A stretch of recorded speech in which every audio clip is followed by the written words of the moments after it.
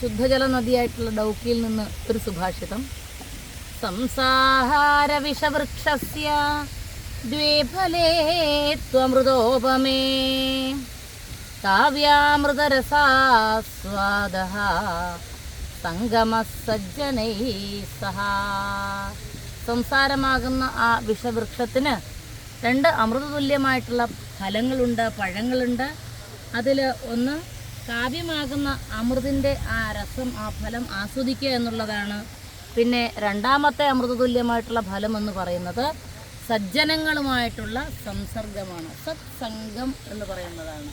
ഇത് രണ്ടുമാണ് സംസാരമാകുന്ന വിഷവൃക്ഷത്തിൻ്റെ 2 അമൃതതുല്യങ്ങളായിട്ടുള്ള ഫലങ്ങൾ. സംസാര വിഷവൃക്ഷസ്യ ദ്വേ ഫലേ തു അമൃതോപമേ കാവ്യാമൃതരസാസ്വാദഃ